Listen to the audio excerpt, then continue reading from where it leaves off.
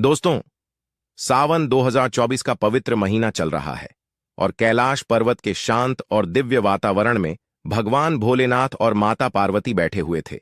चारों ओर हिमालय की ऊंची चोटियां और बर्फीली हवा का स्पर्श उन्हें और भी अधिक दिव्य बना रहा था। तब माता पार्वती ने भगवान भोलेनाथ से एक प्रश्न पूछा। हे प्रभु, मैंने सुना है श्रावण सोमवार के व्रत का महत्व सभी व्रतों से बढ़कर है। यह व्रत क्यों किया जाता है? इस व्रत को करने से कौन सा फल मनुष्य को मिलता है? तथा हे प्रभु, इस व्रत को किसे करना चाहिए और किसे नहीं? इस व्रत के क्या नियम है? कृपया आप मुझे विस्तार से बताइए। भगवान भोलेनाथ ने मुस्कुराते हुए उत्तर दिया। हे पार्वती जी, श्रावण सोमवार का व्रत प्रत्येक मनुष्य को करना चाहिए। यह व्रत हर विवाहित स्त्री और अविवाहित युवतियों के लिए अत्यंत महत्वपूर्ण है। इस व्रत को करने से सभी प्रकार की मनोकामनाएं पूर्ण होती हैं। जो भी इस व्रत को करता है, उस पर मेरी कृपा दृष्टि सदैव बनी रहती है। इस व्रत को करने वाले के सभी पापों का नाश होता है और उसे मोक्ष की प्राप्ति होती है। किंतु इस व्रत को करते समय नियमों का पालन करना अनिवार्य है। हे देवी, इस व्रत के नियम बताने से पूर्व मैं तुम्हें एक प्राचीन इतिहास सुनाता हूं। जो भी मनुष्य इस कथा का श्रवण करता है, उसके कोटि कोटि पाप नष्ट हो जाते हैं। उसे अनेक जन्मों तक श्रावण मास का व्रत करने का पुण्य इसी जन्म में प्राप्त हो जाता है। इसीलिए हे पार्वती जी, तुम इस कथा को ध्यान से सुनो। इस कथा को सुनने के बाद तुम्हें तुम्हारे सभी प्रश्नों के उत्तर मिल जाएंगे। देवी पार्वती कहती हैं, हे प्रभु, आपके मुख से इस कथा का श्रवण करना बड़े सौभाग्य की बात है। कृपया आप मुझसे वह कथा कहिए। मैं इसे ध्यान से पूरा अवश्य सुनूंगी।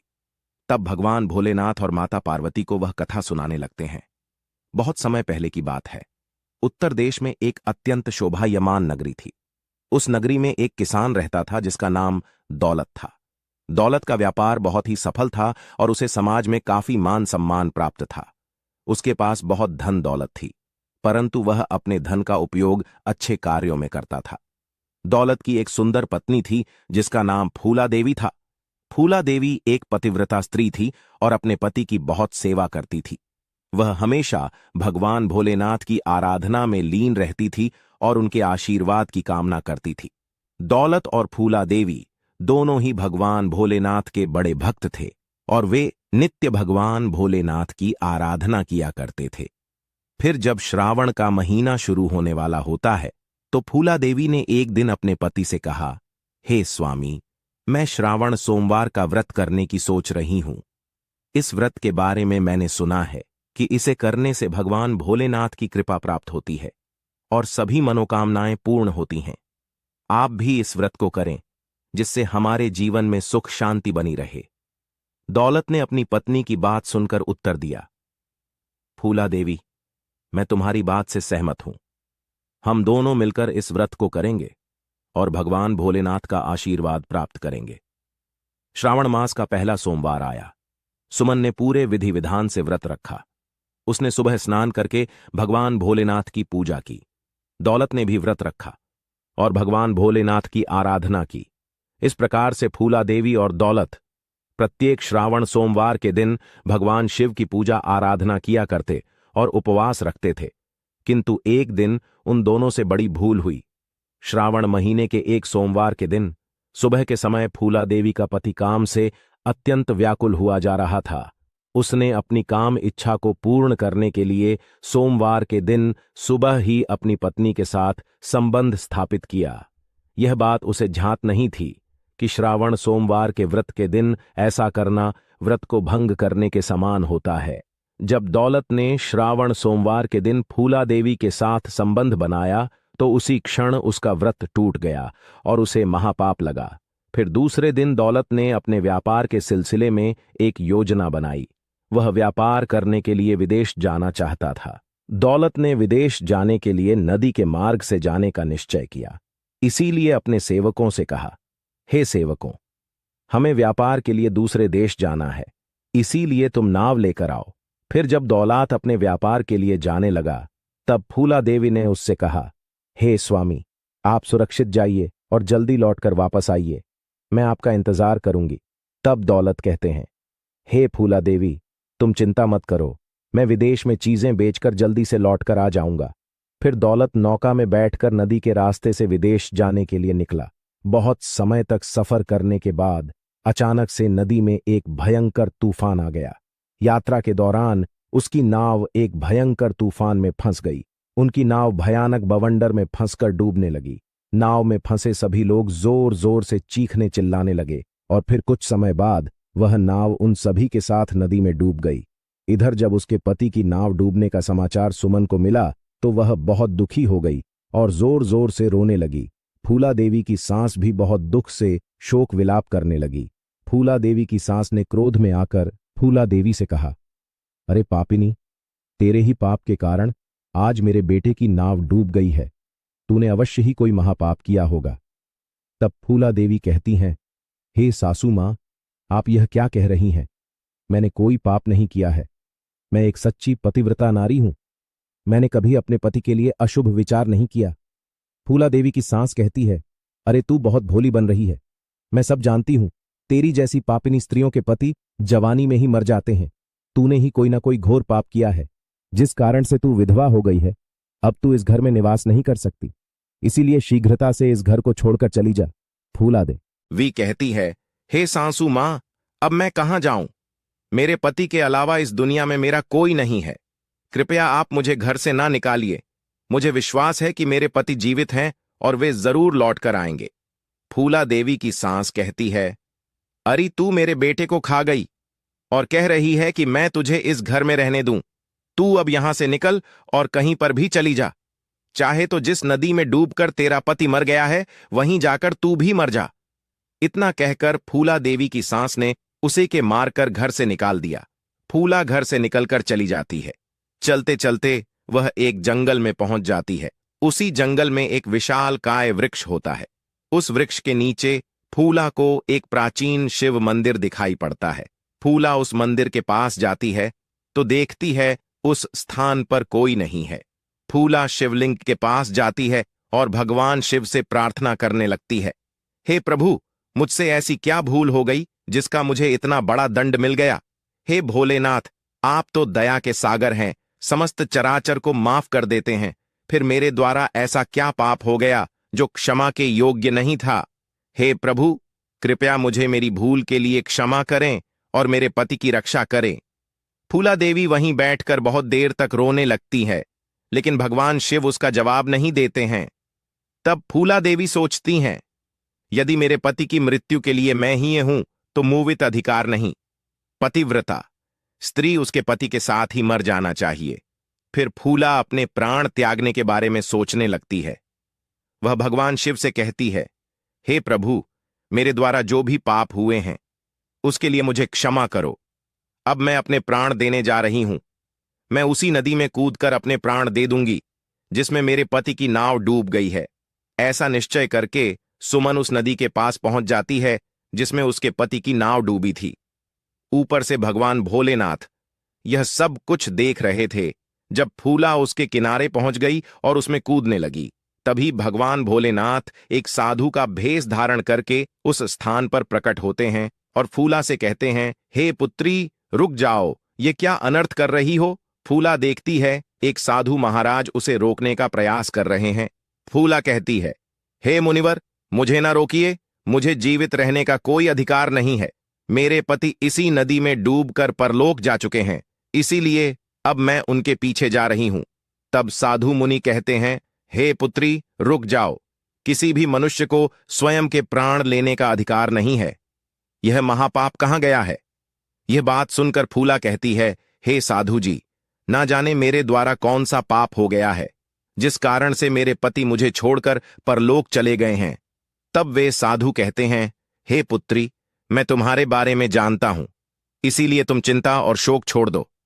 तुम्हारे साथ जो हुआ है उसका कारण तुम्हारे द्वारा किया गया पाप ही है। फूला कहती है, हे साधु महाराज, कृपया बताइए, मेरे द्वारा ऐसा कौन सा पाप हुआ है और उस पाप का प्रायश्चित मुझे कैसे करना चाहिए? वे साधु कहते हैं, हे पुत्री, तुमने और तुम्हारे पति ने श्रावण सोमवार के व्रत के दिन ही संबंध स्थापित किया है। यही कारण है कि तुम्हारा व्रत टूट गया है और इसका घोर पाप तुम्हें लगा है। साधु बात सुनकर फूला को अपनी भूल समझ में आ जाती है और वह साधु से कहने लगती है, हे साधु मुनि, आप सत्य कह रहे हैं। मेरे और मेरे पति के द्वारा यह गौर अनर्थ हुआ है जिसका मुझे ज्ञान नहीं था। हे मुनिवर, कृपया अब मुझे बताइए, मैं इस पाप से मुक्त कैसे हो सकती हूं और मेरा मेरे पति से मिलन कैसे होगा। साधु रूपी भगवान भोलेनाथ कहते हैं, हे पुत्री, भगवान भोलेनाथ के सामने प्राण त्यागने का विचार तुम छोड़ दो। उन्होंने तुम्हारे लिए एक उपाय बताया है। यदि तुम इस उपाय को करती हो तो तुम्हारा पति तुम्हें वापस मिल जाएगा। भोलेनाथ कहती है, हे मुनिवर, कृपया शीघ्रता से बताइए, वह कौन सा उपाय है। मैं अपने पति को वापस पाने के लिए कुछ भी कर सकती हूं।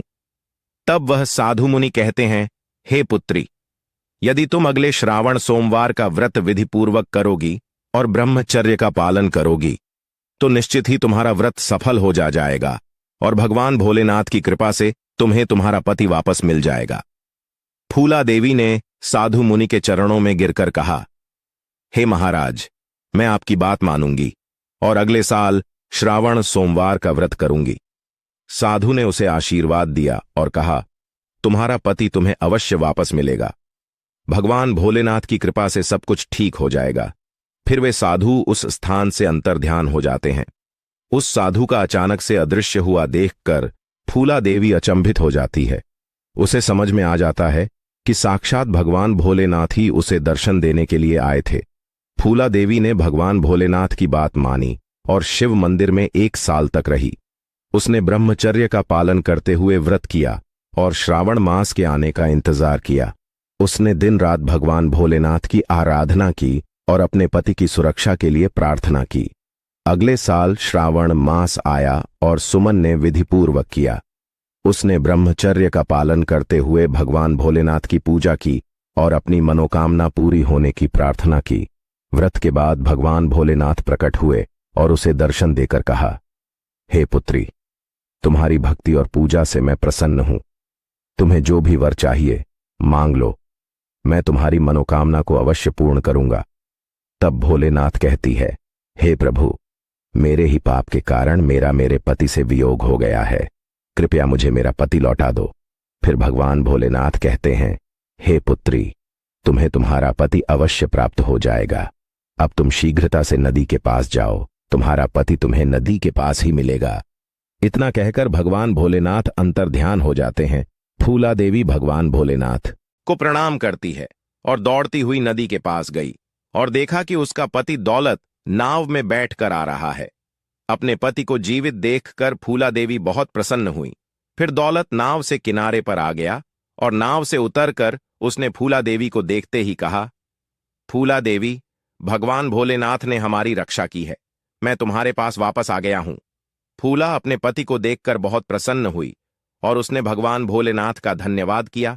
उसने कहा, प्रभु, आपकी कृपा से ही मेरे पति की जान बची है। मैं आपके प्रति सदैव कृतज्ञ रहूंगी। दौलत ने भी भगवान भोलेनाथ का आभार व्यक्त करते हुए कहा, हे भगवान, आपकी कृपा से ही मैं जीवित हूं। हम दोनों सदैव आपके व्रत का पालन करेंगे और आपकी आराधना करेंगे। इस प्रकार फूला के व्रत के फलस्वरूप उसके पति की जान बच गई और उनका जीवन सुखमय हो गया। यह कथा सुनकर देवी पार्वती ने भगवान भोलेनाथ को प्रणाम किया और श्रावण सोमवार व्रत की महिमा को समझा। इस कथा से यह सिद्ध होता है कि श्रावण सोमवार का व्रत अत्यंत महत्वपूर्ण है और इसे विधिपूर्वक करने से सभी प्रकार की मनोकामनाएं पूर्ण होती हैं। भगवान शिव ने कहा, हे पार्वती, श्रावण सोमवार का व्रत केवल स्त्रियां ही नहीं बल्कि पुरुष भी कर सकते हैं। यह व्रत सभी के लिए लाभकारी है। जो व्यक्ति इस व्रत को विधिपूर्वक करता है उसे मेरी कृपा प्राप्त होती है और उसके सभी कष्ट दूर हो जाते हैं। हे पार्वती, अब मैं तुम्हारे दूसरे प्रश्न का उत्तर देता हूं, उसे ध्यान से सुनो। किन मनुष्यों को श्रावण सोमवार का व्रत नहीं करना चाहिए? पहली है पति को छोड़कर दूसरे पुरुष के पास जाने वाली स्त्री। भगवान शिव ने बताया कि जो स्त्री अपने पति को छोड़कर किसी अन्य पुरुष के पास चली गई हो उसे श्रावण सोमवार का व्रत नहीं करना चाहिए। यह आचरण सामाजिक और नैतिक दृष्टि से अनुचित माना जाता है। विवाह एक पवित्र बंधन है और इसमें विश्वास और वफादारी का महत्व सबसे अधिक होता है। पति को छोड़कर अन्य पुरुष के पास जाने वाली स्त्री ने अपने विवाह बंधन का उल्लंघन किया होता है। यह न केवल उसके पति के साथ विश्वासघात है, बल्कि समाज के नैतिक ढांचे के खिलाफ भी है। श्रावण सोमवार का व्रत, जो भोलेनाथ और पार्वती के आदर्श प्रेम और समर्पण का प्रतीक है, ऐसे व्यक्तियों द्वारा करना उचित नहीं है। दूसरा है, पत्नी के अलावा अन्य स्त्री के साथ संबंध रखने वाला पुरुष। भोलेनाथ ने कहा कि जो पुरुष अपनी पत्नी के अलावा किसी अन्य स्त्री के साथ संबंध रखता है, उसे भी श्रावण सोमवार का व्रत नहीं करना चाहिए। यह आचरण भी विवाह बंधन के प्रति वफादारी का उल्लंघन है। विवाह में पति और पत्नी के बीच निष्ठा और विश्वास का बंधन होता है और इसे तोड़ना नैतिक रूप से गलत है। इस प्रकार के आचरण से समाज में असंतोष और अशांति फैलती है। शिव पार्वती का आदर्श संबंध हमें प्रेम, विश्वास और समर्पण की शिक्षा देता है, और इस व्रत का पालन केवल वह कर सकते हैं जो इन गुणों का पालन करते हैं। तीसरे हैं मांसाहार करने वाले लोग। शिव जी ने मांसाहार करने वालों के बारे में भी स्पष्ट रूप से बताया कि उन्हें यह व्रत नहीं करना चाहिए। शिव जी पशुपतिनाथ हैं, जो सभी प्राणियों के रक्षक हैं।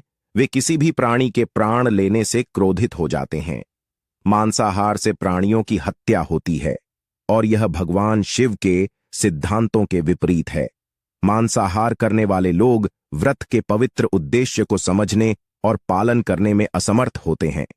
श्रावण सोमवार का व्रत आत्म संयम और शुद्धि का प्रतीक है, और इसका पालन वही कर सकते हैं जो अहिंसा और शांति के सिद्धांतों का पालन करते हैं।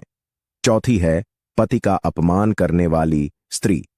शिवजी ने यह भी कहा कि जो स्त्री अपने पति का अपमान करती है और उसका सम्मान नहीं करती, उसे यह व्रत नहीं रखना चाहिए। विवाह में पति और पत्नी के बीच प्रेम और सम्मान का बंधन होता है। अपमान करने वाली स्त्री इस बंधन का उल्लंघन करती है और व्रत के पवित्र उद्देश्य को नष्ट कर देती है।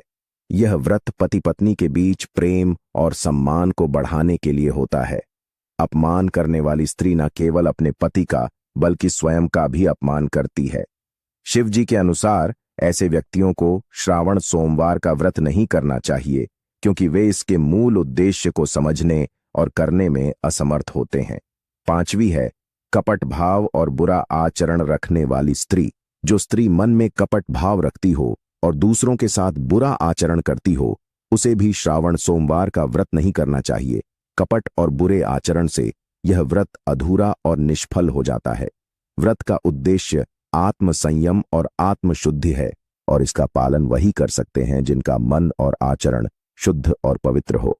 इस प्रकार भगवान शिव ने देवी पार्वती को श्रावण सोमवार व्रत की महिमा बताई, और यह कथा युगों युगों तक लोगों को प्रेरित करती रही। हर श्रावण मास में हजारों लोग इस व्रत को करते हैं और भगवान भोलेनाथ का आशीर्वाद प्राप्त करते हैं। तो दोस्तों, अगर आप पहली बार हमारी आवाज सुन रहे हैं तो हमें सब्सक्राइब जरूर करें। हर हर महादेव।